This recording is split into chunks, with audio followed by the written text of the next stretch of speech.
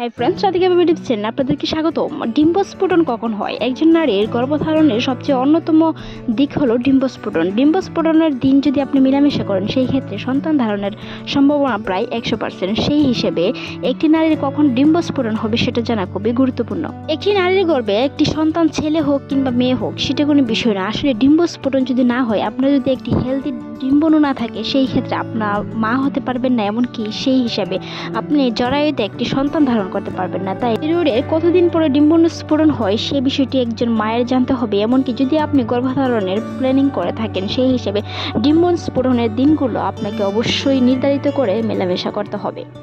এছাড়াও আপনি যদি ছেলে সন্তান কিংবা মেয়ে সন্তান আশা করেন, এই নিয়ে ডিম্বস্ফোটনের কতদিন আগে বা কখন মেলামেশা করতে হবে, এই নিয়ে আমাদের চ্যানেলে অসংখ্য ভিডিও আছে, চাইলে ভিজিট করে আসতে পারেন। এখন চলি মূল আলোচনায়। ডিম্বস্ফোটন আসলে গর্ভধারণের একটি মায়ের মাসিক সাইকেল থাকে 30 দিন। কারো কারো ক্ষেত্রে সেটি 28 দিন হতে পারে, কারো কারো ক্ষেত্রে সেটি 35 দিনেরও বেশি হতে পারে, কারো কারো ক্ষেত্রে সেটি অনিয়মিত হতে পারে। তবে অনিয়মিত পিরিয়ডটি হচ্ছে যদি আপনি 15 দিনের মধ্যে 2 বার পিরিয়ড হন, সেই ক্ষেত্রে সেটি অনিয়মিত মাসিক। কিন্তু যদি আপনি 22 দিন কিংবা 25 দিন পর আবার পিরিয়ড হন, সেই ক্ষেত্রে এটি নিয়মিত ধরা হয়ে থাকে।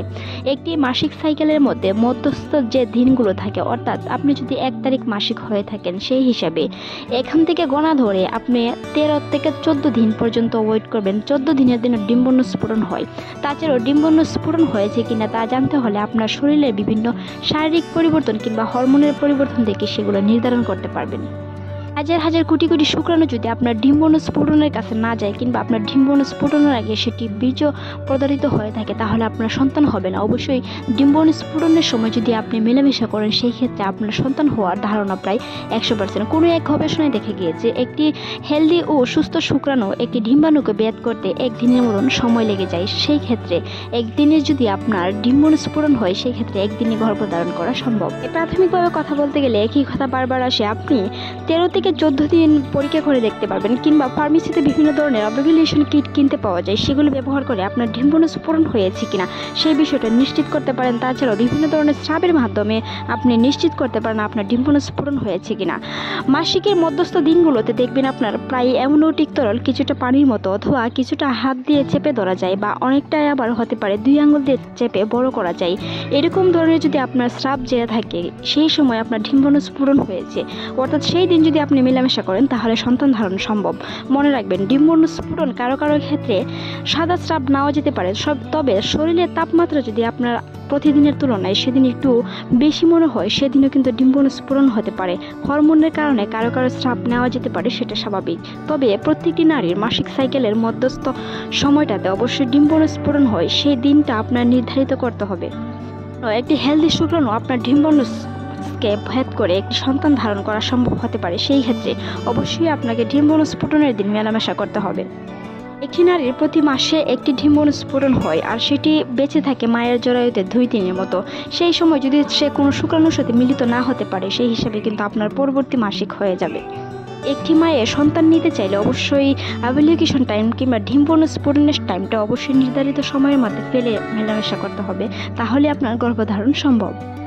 কারো ক্ষেত্রে যদি অনিয়মিত মাসিক হয়ে থাকে, সেই ক্ষেত্রে ডিম্বাণু স্ফোটনের দিনটা আপনারা কিভাবে নির্ধারণ করবেন, অনেকেরই প্রশ্ন রয়ে যায়।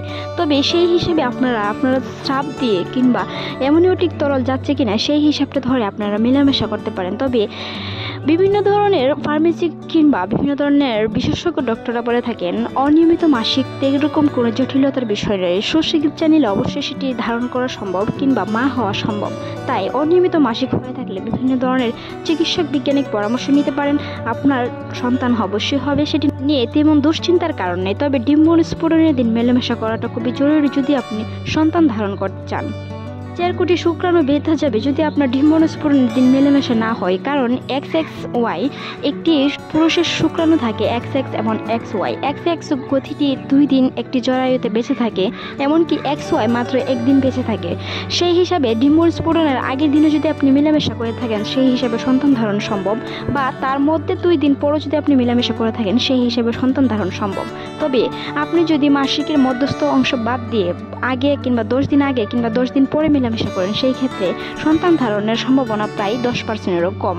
এই হিসাবে অবশ্যই মধ্যস্থ দিনগুলোতে মাসিকের 10তম দিন থেকে 20তম দিন পর্যন্ত রেগুলার মেলামেশা করলে সেই দিনের একদিনের মধ্যে অবশ্যই ডিম্বাণু স্ফুরণ হবে, আর সেই সময় আপনার অবশ্যই সন্তান ধারণ হবে। প্রতিদিনের তুলনায় গা গরম লাগা কিংবা প্রতিদিন নিয়মিত স্রাব যাওয়াটা 2-3 দিন পর পর যে স্রাব যায় সেটা নয়, নিয়মিত 2 দিন স্রাব যাওয়া।